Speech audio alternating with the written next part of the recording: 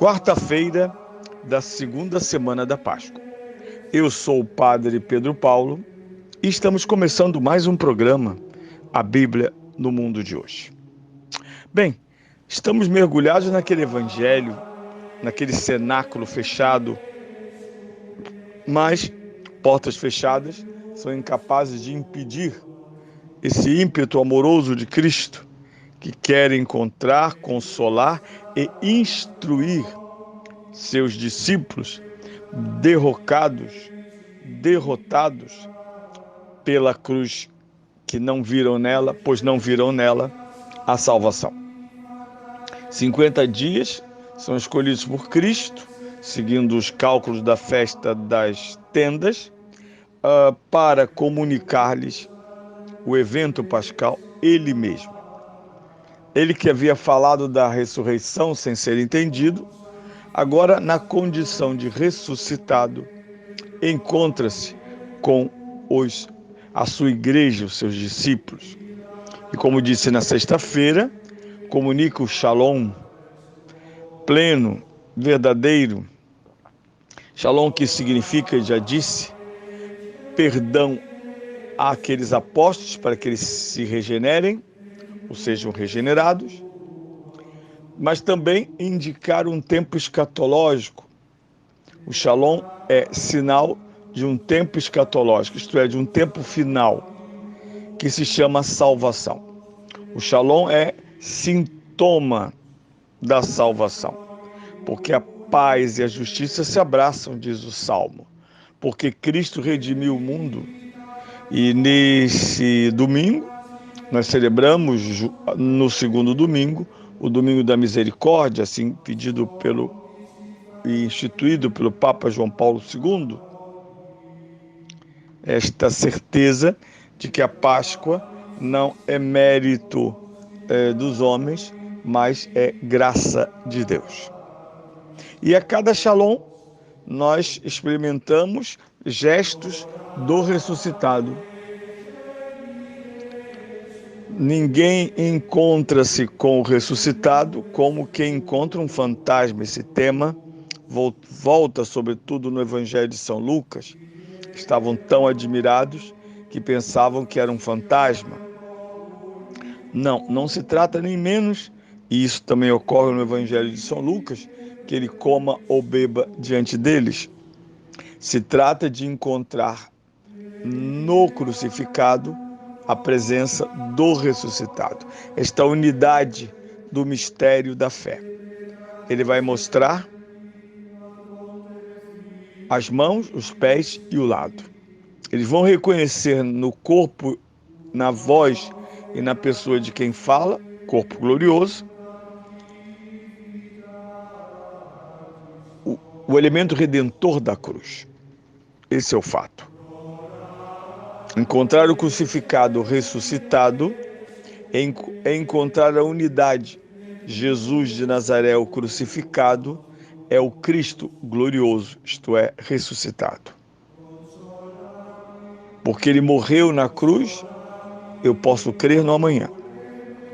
Porque esta cruz não foi simplesmente a sentença dos homens para os sacerdotes, fariseus, doutores da lei, cumpriu-se a justiça humano-religiosa. Calamos o herege de Nazaré. Mas nós sabemos exatamente, nos primeiríssimos discursos, aliás, no primeiro discurso de São Pedro, isso fica muito claro. O que ocorreu no Calvário é desígnio determinado de Deus, é presciência divina.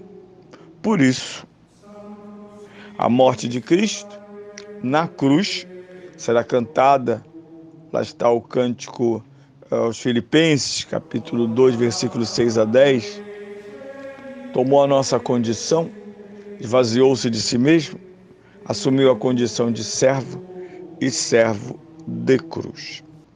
Por isso, todas as vezes que a igreja se encontra com Cristo ressuscitado, encontra-se com o Cristo chagado. Chagas gloriosas, porque seu corpo é glorioso. E outro fator importante é lembrar que Cristo não deixou seu corpo na terra, ao contrário, ele elevou teremos essa festa grande, lá no epílogo da Páscoa, Cristo elevará nosso corpo nele à direita do Pai. E isso se repetirá no corpo da Virgem Maria. Dito isso, encontramos algo mais importante para nós, a alegria. Os discípulos ficaram cheios de alegria por verem o Senhor. Assim como na noite de Natal os anjos excitam os homens, os pastores, a alegrarem-se porque nasceu o Salvador em Belém, cumprindo em parte as promessas feitas a Davi. Na noite, na madrugada da Páscoa, lá no primeiro dia, dentro do cenáculo, a alegria. Primeiro pelo perdão, foram perdoados. Primeiro pelo anúncio de uma nova era, o Shalom.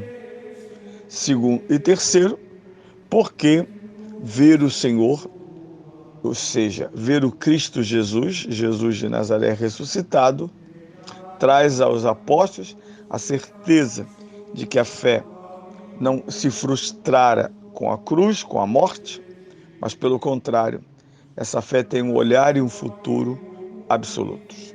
Esse é o elemento principal desta alegria. E eles sabem que Cristo vai possibilitar-lhes participação nesta vida futura. Isso é muito importante.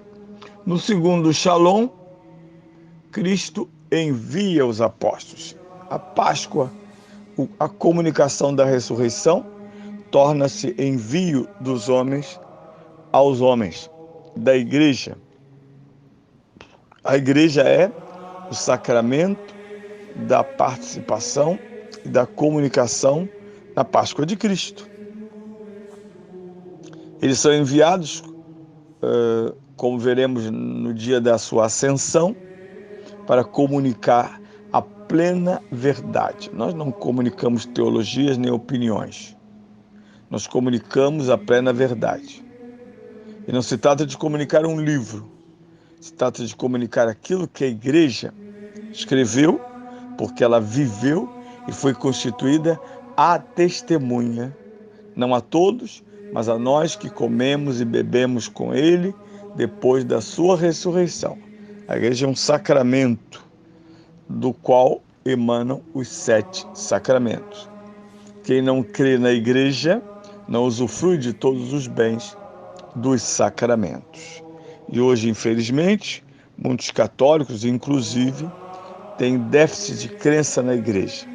Eles estão baseados nos escândalos, nas dificuldades, nas limitações, como se a igreja fosse fruto do nosso esforço, da nossa boa natureza. Não, ao contrário. A santificação dos ministros e leigos na igreja é fruto do sacramento, do batismo e, sobretudo, da Eucaristia e dos outros sacramentos, como a penitência, o sacerdócio, a unção dos enfermos, enfim, o matrimônio. Isso é básico. Como o Pai me enviou, portanto, Jesus integra a ação missionária e evangelizadora da igreja à sua própria ação. Não se trata de simples pastoral. Eu gosto de fazer alguma coisa na igreja. Aquilo me diverte, aquilo me anima. Como fazer uma filantropia. Não.